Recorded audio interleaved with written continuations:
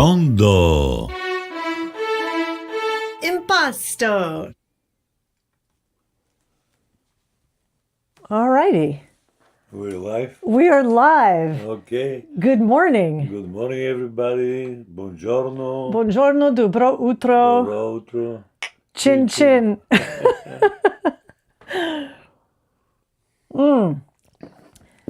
Welcome to Tondo Impasto. My name is Amy. I'm Kras. And we are live streaming our family, well, cataloging our family's legacy. Yesterday was fun. Yeah, it's a surprise to me. Yeah. Yeah, it was a lot of It was a good surprise. I know sometimes people don't like surprises, but this was a good surprise. Yeah. For those of you who don't know, we live stream every Monday through Friday. We have been clipping through about 5 miniature paintings per episode. We'll work towards, getting more. Yeah. But these are paintings of Boris Gorinov, miniature oil paintings that are just such a delight to discover every day. Yeah. So we think we've got 1,000, but maybe more. Yeah. It's amazing, what he's doing and how he did so many and so beautiful. And it's incredible. Yeah. That's... Sorry, were you going to say something? Or? No. That's about, it's incredible, when I see this and I said, wow. It is. And the other thing is that our channel's name, Tondo Impasto, is basically the phase of Boris, who painted with a palette knife in impasto style. Yeah. But Yova, who's Tondo and Art in the Round, we're actually drinking from her mugs. Yeah, and my cup too. So you've got one from 1971. And then I got the present. Yes, you got a malachite cuff. Yeah. So, but here I don't know if they can see it. You have to go up here to this part of the camera. Can you guys see his beautiful cuff? That was his birthday present yesterday. Yeah. So this is 1971. And this one, Yova, your mom, made 1981. Wow. So 10 years apart. And we'll get to that once we finish all the Boris inventory. Yeah. But so before we begin, I have some fun stuff. I want to say hi to Petya. I hope you're watching. Hi, Petya. We love you, Petya. Petya is my business partner she was in the Netherlands. Now she's in Bulgaria. So fun things to come there. But she's helped a lot with this entire collection and what direction to take it in. So hopefully we're making her proud with what we're doing here. So, okay. So today we've got 5 more paintings. And one of the things that I was thinking about last night is, why there's no signature. And then there was a signature when he was about to present in an exhibition. Yeah. So yesterday we showed some paintings that he brought with him here to Arizona, and he signed them in Latin letters. Yeah. And remember, I thought, well, maybe he was a little bit nervous and so one of them, he actually did it upside down. Yeah.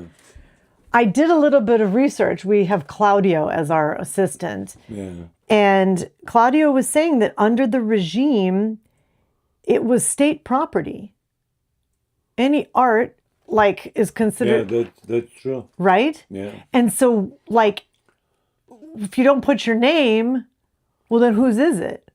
Yeah. I don't know. I mean, this is just, again, these are all hypotheses. It's very possible. It kind of fits his situation. But then the other thing I thought about was, what about if he wants to put an exhibition together and there's a date on it?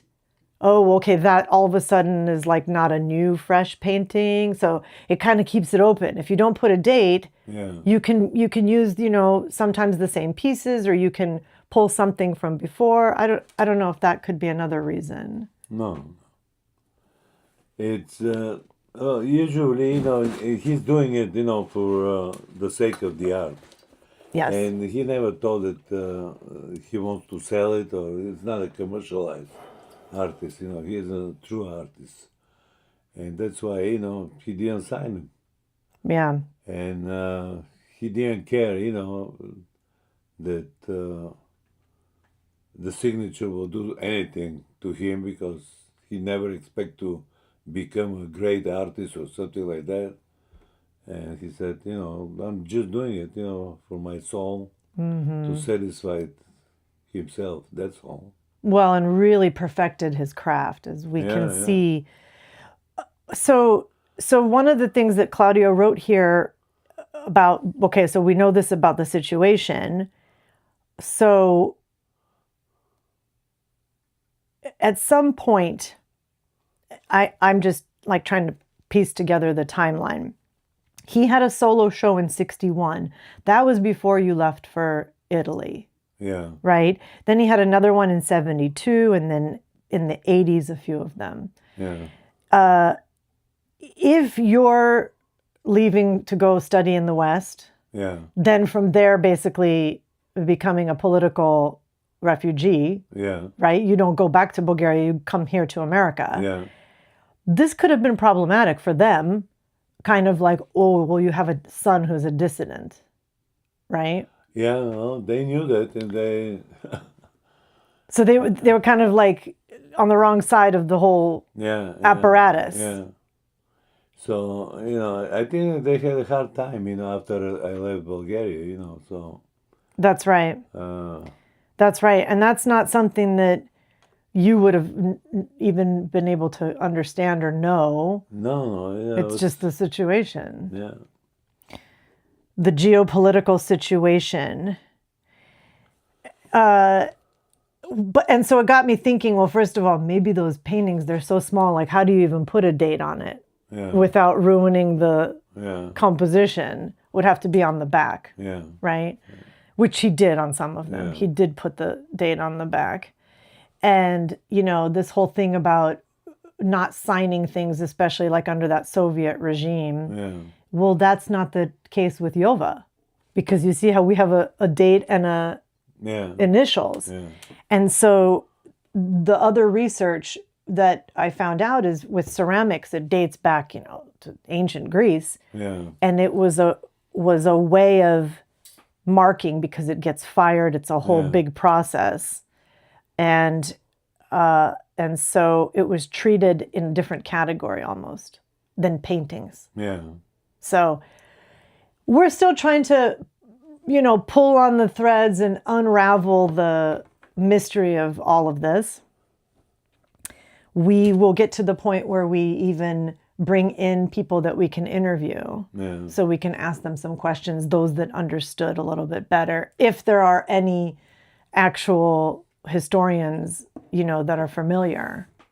But from the research I did, with Claudio, I think that, there's a kind of liminal space where both your mother and father lived, where they were still kind of allowed to do things like exhibitions and sort of have a little bit of recognition, but not remembered.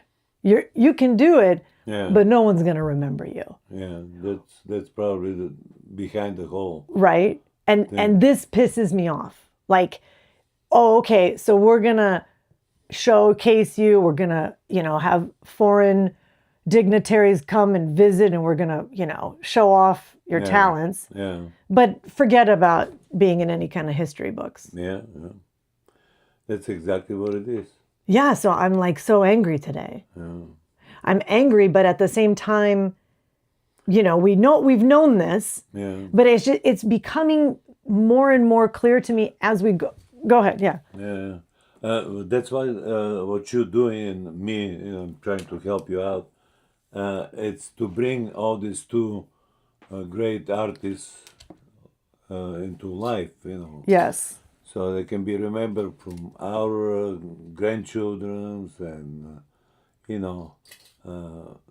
it's very important, So they're in the best country in the world right now, and if we can promote these two names, that's going to be the best. Yes. No, that's exactly why we're doing this.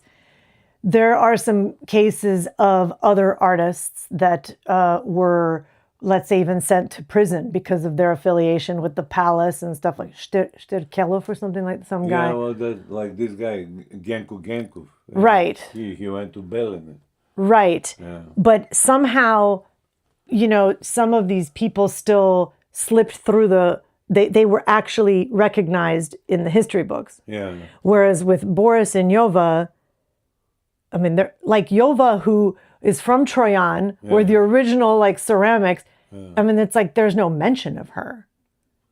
Oh, she was very popular in Troyan. Yeah, no, I know, but like everybody knew her, and they were coming to Sofia to see her shows and stuff like that.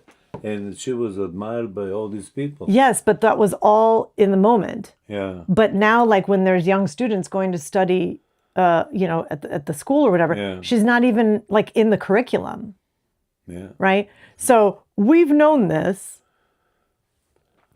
I don't want to make any claims too soon, but I think what we are discovering here is something quite special that should be recognized. And every single time I'm doing research with several different LLMs, I keep saying, falsify my argument. You know, like just tell me what I am saying is wrong. Yeah. Because I don't want to think something and then just have it agree with me. I want to know, is there any proof of what claims I'm making here that I could be wrong? And from all of the research in terms of just Boris and like what he was doing with miniatures, there's nobody else like him. Yeah, exactly. So we'll see as we get to 100 paintings, 200 paintings, 300 paintings, and we actually make a public record. I think we make a strong case as we go through to really kind of alert, you know, whoever it is that would be in charge of this. So anyways, at this point, we've kind of taken the responsibility from the so-called institutions. And we're doing it. We're doing it ourselves here. So with that, shall we go to the first painting of the day? I will put a close-up on it and so you can take a look at it. So boom, here you go. Wow. Isn't that just so beautiful? Wow. And I'm still playing around with the photo settings. My light booth, I think I did not have enough light in it, and now I put more light in it. So this is a little bit better, but it's still not exactly true. That's gorgeous. Isn't it so pretty? Oh my God. It's beautiful. So this one is, it's a warm one. Let me show you guys the close-up on the easel. And again, it's just a little bit different from the painting, but it's golden wheat field. I noticed yesterday this camera kept trying to focus on my face. So let me do that. And then maybe I'll move over here like this. Okay. Okay, so let me just do a description. Golden wheat field or harvested hillside stretching across the middle. Bright yellows and ochres with the paint dragged horizontally by the palette knife. Blue sky above with those characteristic Boris clouds thick and sculpted. On the right, a mass rising up that could be a tree line or a rock formation with gorgeous warm reds and browns underneath the greens. Heavy impasto throughout, especially in the foreground where the paint is practically three-dimensional. So that's it. 75 paintings in, and again, there's no date or signature. And I'll just show you guys the back here is on this like corrugated board. Is that the board. 79? No, this is 71. This one is 71. And I can't say that there's anything, I mean, it's just so pretty. But what I wanted to ask you, and this is a question for you, like personally as well, because I've seen how you work. Let me put it on the close-up again, so you guys can see the picture. How do you know when a painting is finished? You never know. Okay, I kind of had a feeling you're going to say something like that. Yeah, you never know. And that's about, he's so good about it, you know, because he does it so quick. And he just turn it, you know, and leave him like this, you know. Then when you turn it, you know, after a while, a week or two, you say, oh, wow. Like then you know you're done. Yeah, you know, you're done. But, you know, you can work on a thing like that, even though it's small, forever. You know, I mean, you can start thinking about it, you know, why this, why that. It's too much. This is the best, you know, you just do it in one breath, and that's it. So do you think, do you, I don't know if you remember watching him, did he ever go back, or was he, once he finished, he was finished? No, he never goes back. He never goes back. Yeah. Because I will say some of them have so much more, and then some of them are a little less, even though less can be more. And so I wanted to ask that, because this one kind of looks to me like, I mean, is it finished? Oh, it is. Of course it's finished. Very good. Let me show it one more time there. Okay, well, that one is with the frame and the cradle. And you got to rate the, okay, very good. So we can move on to the next painting. You can put that one back, and I will show the next one, number 2 for today. Boom. This is a completely different mood from the last one. You can look at it if you want, because I have the picture up. It's gray, and the sky is pressing down, murky and heavy. Wow. That's another beauty. Yeah, almost the entire upper half of the painting, and then a streak of orange and gold cuts through lower portion, like a path or a ridge, catching the last bit of light before the clouds swallow everything. A few pops of yellow, something white near the top, maybe a cliff facing, or a building. It's not a building, right? No, it's a cliff. It's a cliff, catching light through the overcast. It's a moodier piece of the collection, and it's probably a rainy day or dusk in the, you know, over the Black Sea. Do you think that's the Black Sea? Yeah, it is the Black Sea, yeah. So, yeah, so this is nice, because it's not just, you know, him doing sunshine. He's also doing, let me show the close-up here on the easel. But it's still sunny in the ground. I mean, everything else, the sea, the sky is kind of a grayish. But when you look at the ground, it's kind of a sun goes through. Yes. So it's what they call it in Bulgarian, mečka saženje or something like that. When it rains, and it's sunny. Yeah, well, mechka, that's like the kid-friendly version. Because you used to tell me the devil's getting married. Devil saženje. Let's see, is there an expression? The bear is getting married. The bear is getting married. When there is sunshine and rain and clouds kind of thing.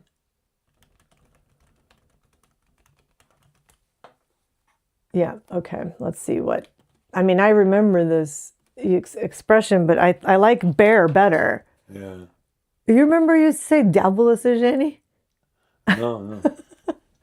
You used to say that. So yeah, so this one is this one could be the bear is getting married, because it does kind of capture both sunshine and kind of gloomy, Yeah. dreary weather.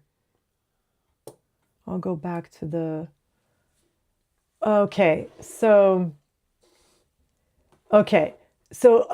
Claudio just wrote back.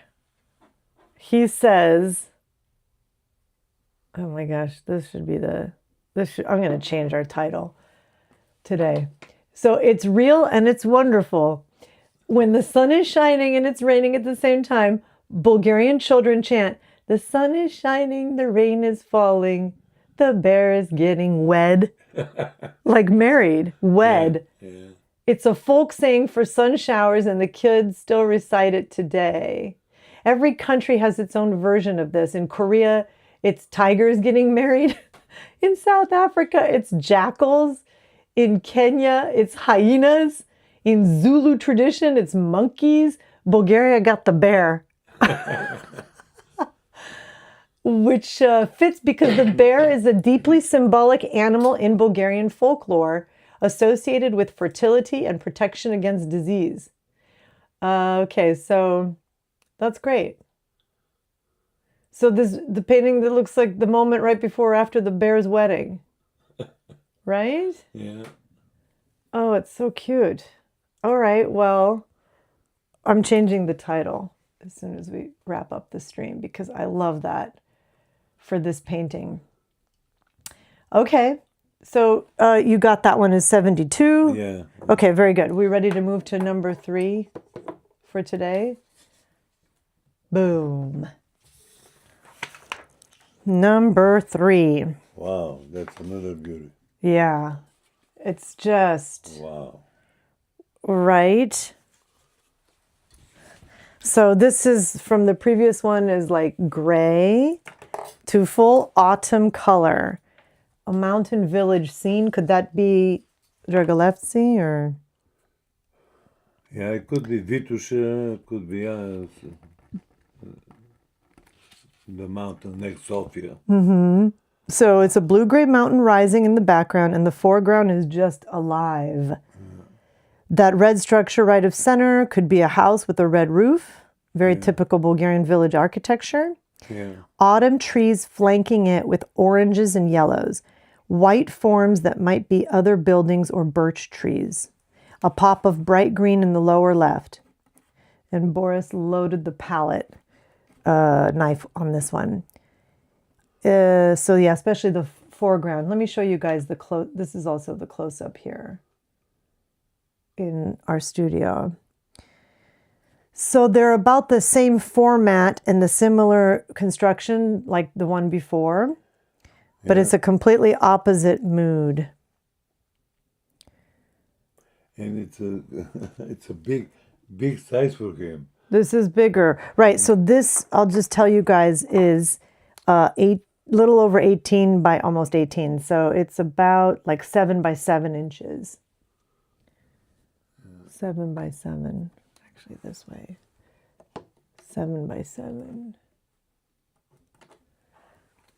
Also, the back's got like the cradle, and then it looks like there's some tutkal. There's some like tutkal or something on the back. Yeah. You see that? Oh, yeah. Tutkal, or Turkish word for the animal hide glue. And, all right. Well, any other, this one's number 73. Anything else? You got the... That's about all. It's beautiful. It is really beautiful. All right, I'm going to go to number 4 now. Boom. And this is Black Sea coast again, I'm thinking. Yeah. But with sandy beach. Yeah, it could be Cinemorets. That yellow, don't you think that's the sand? Or do you think that's the waves? It is the sand. So horizontal blue band across middle reads as the sea with the green hillside sloping down from the left. And those dark round, wait a minute, I want to show you guys the one in the, oh, you know what's interesting on this one? When you look at it on this camera here in the studio, you almost see the ripples of the corrugated board. I'll show you on a different, no. Which one did it have that? Was it the last one? Okay, you see this here? It's got like this stuff. I'll show you guys. Oh wait, I have to go to, I'm just seeing something on the light, which I did not notice when I was holding it in my hand. Okay, so this one, you guys see like the corrugated board it's on.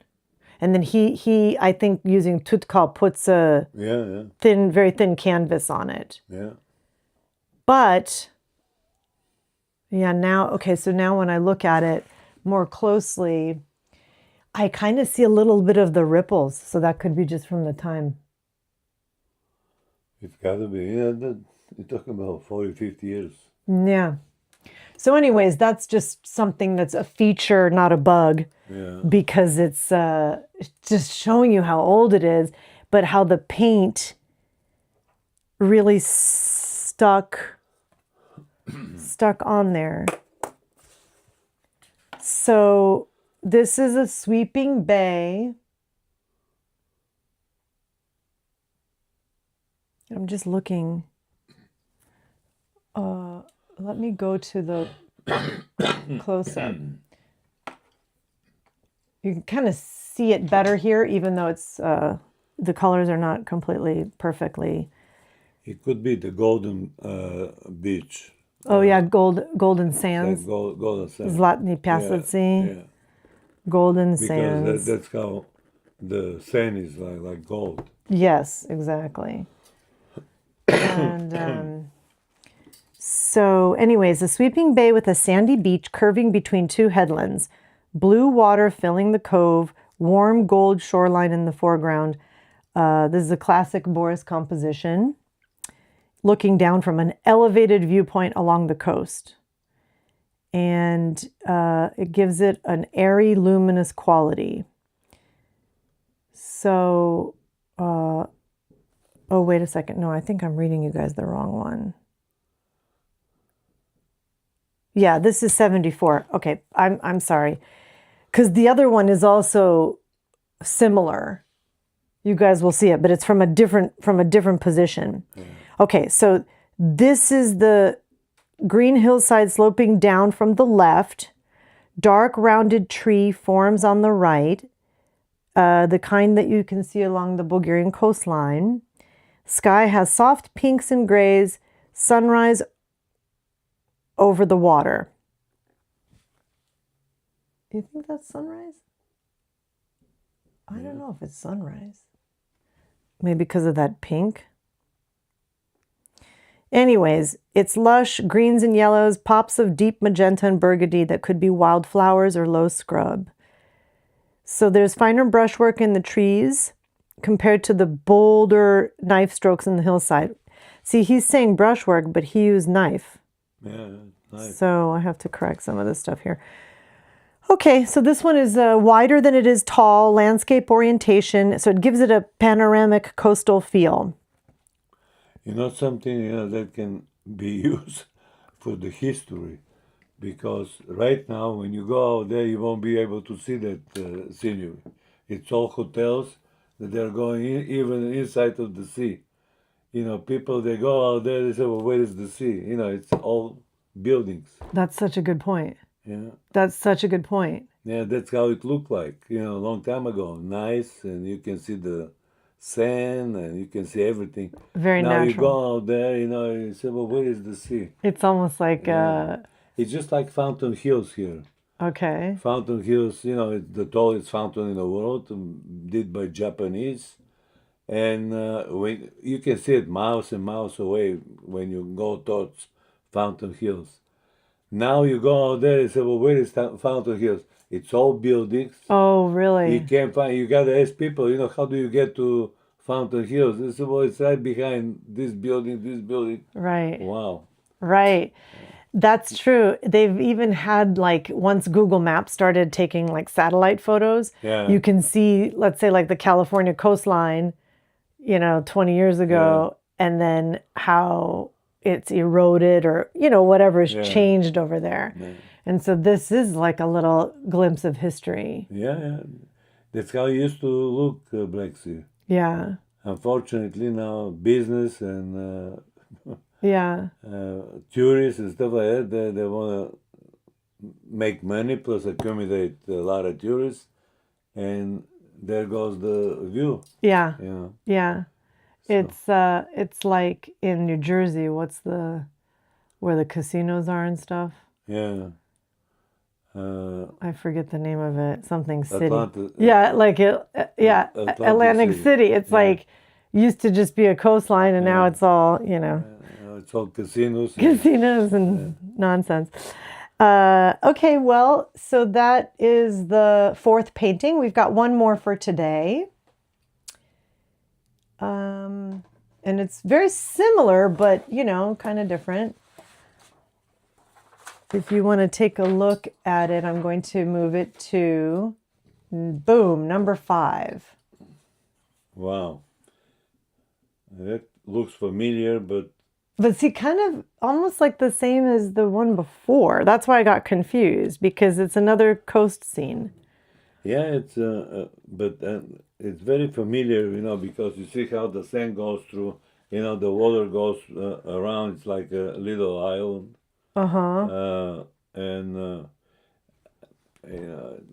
it's very familiar. I've been in that area, but what it is, I don't know. It's not, is it Golden Sands or no? This is sand. No, I know, but is it Zlatni Piaseci or is it? No, it's something maybe south of it or north of it. I don't remember, Okay. It's been so many years. Yeah, no, I know. It's hard to keep track of it all. All right, well, here it is in the studio, you guys. Let's get it set up so you can see it. So that's it here. Another Black Sea coastal scene, and a sweeping bay with a sandy beach curving between two headlands. Blue water filling the cove, warm golden shoreline in the foreground. Another classic composition. This is the one that I was reading from before, looking down from an elevated viewpoint. So it's airy and luminous. And this is another one on that corrugated cardboard. Yeah. So it's light. And the cradle is kind of doing the structural work, right? Yeah. Is it nailed onto? Yeah, there's some little nails onto the cradle. So we got to note that it's more fragile and more susceptible to moisture than a solid board. Yeah. Right? That's something to just think about. But, Here it is when you again. put that tooth cowl, it kind of seals everything. Yeah, it definitely seals it. And I I agree. don't think that the moistures will do anything. Even though it's so many years. I know, it's been but I so can- many years. Yeah. And I can see the paint is still fresh and everything is beautiful. Yeah. Yeah. Well, let's see here. There were just some notes that I kind of wanted to read. So this whole Soviet influence law, all art was technically state property. And so signing your work could be treated as defacing state property. Punishment ranged from destruction of the work to prison sentences. Enforcement was selective and eased after Stalin, but the chilling effect lasted decades. So the Zimmerli Art Museum at Rutgers holds over 20,000 pieces of Soviet nonconformist art, and a huge portion of it is unsigned and undated. So this is pretty typical for the Eastern European and Soviet, you know, this is, so in Bulgaria specifically, the Union of Bulgarian Artists controlled who could exhibit and where. Jury committees aligned with the Communist Party decided which works were shown. So artists were shadow banned, expelled, imprisoned. Konstantin Starkelov, he was somebody very famous for the watercolors. Do you know that guy, the name? Starkelov. Starkelov. Yeah. He was expelled and imprisoned for 5 months, probably in Belene or something. Yeah, he was a very excellent. Beautiful work. Yeah. Beautiful work. So his work was forbidden. So he was only partially rehabilitated years later. So that's how the system worked. Visibility could be withdrawn and restored depending on how an artist aligned with the prevailing power. Yeah. It was horrible, you know. That's why I was 16 years old when I couldn't take it, you know, 16 years of age. Yeah.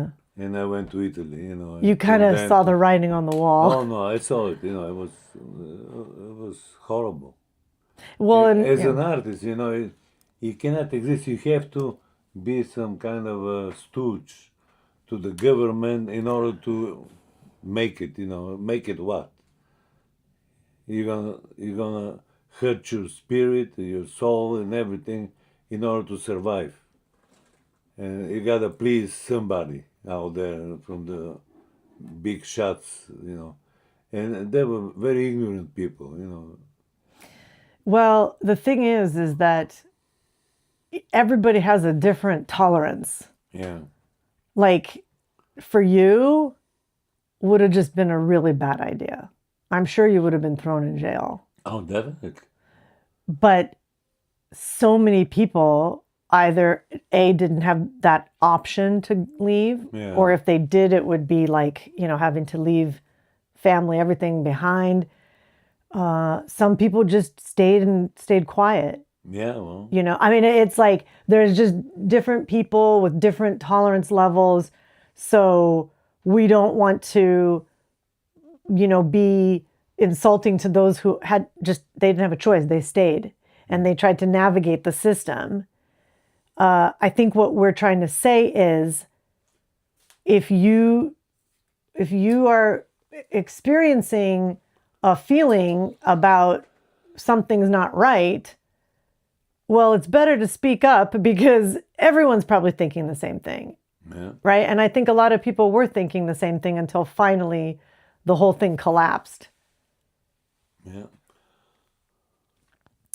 It's But even if it collapsed, the whole thing changed, so-called change. The same people are running it again, and that's why, you know, nothing is coming up. You know, I'm talking about the art world, you know. right. But that's how power works. Yeah. Power is like held by a few people and like they're not giving it up. Yeah. They're not giving it up. Yeah. And then if it does seem like they gave it up, like it's all theater. Yeah. It's still the same people, but it's just theater, like that it's different people. So, I mean, we're not going to change that sitting here in our little studio, but yeah, people, they have to do it themselves, you know. yeah. When they go to West, and now they're traveling everywhere, so they can open their eyes and their brains and stuff like that. So when they go back to Bulgaria, they'll say, oh, wow, you know, this is wrong, this is wrong, this is wrong. Right. We've seen better. Right. So that's how it works, you know. Right. People, they gotta change it. Right. But you have to know that there's something to change at all. Yeah. Like if you don't have any idea that there's a different, you know, perspective, then you just go along. A lot of people did that, go along to get along. And I kind of wonder whether, you know, your parents sort of did that, like very carefully, you know, surfing the wave of kind of going along to get along, you know, and not being too outspoken. Yeah.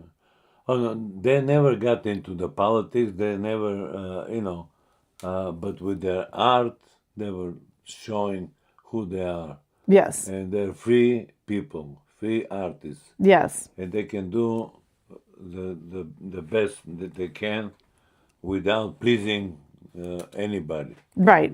And so what were the consequences? The quiet consequences: stalled exhibitions, reduced commissions, exclusion from publications, and gradual erasure from the official narrative.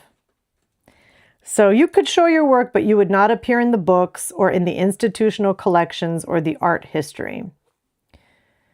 So, right. So this book of honor that we found, that we're shooting these vault episodes, in there, that's his 10th solo exhibition. He's called the pioneer of miniature painting. Yeah. And from whatever I've been searching, I couldn't find another Bulgarian artist credited with that.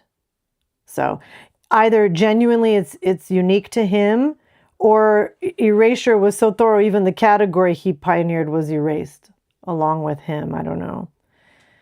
So anyways, we'll work on this. This is what we're working on. And we're building the timeline, and we're building the case, and showing that his work speaks for itself. Yeah. So, yeah. It's different. There's some different contradictions because, like with Yova, there was still some medals and things like that were given to her. With her, it was more commercialized, even though she was doing art. But people are buying it, to have things in their house, to drink from and stuff like that. Yeah. It was on a market. Right. And she was making money with that. Right. And she was very successful. Pretty much supporting the family. Yeah. She did. And that's why, it was more practical, but with art, like my father was doing, who's gonna, they didn't have any money, people, if they do, they'll give you just enough. You can't pay you cannot buy the paint, Right. Even though he's making a very small. Right, there's a little bit. He made a little paint go along way. But still, Right. Right. Didn't have anything. Yeah.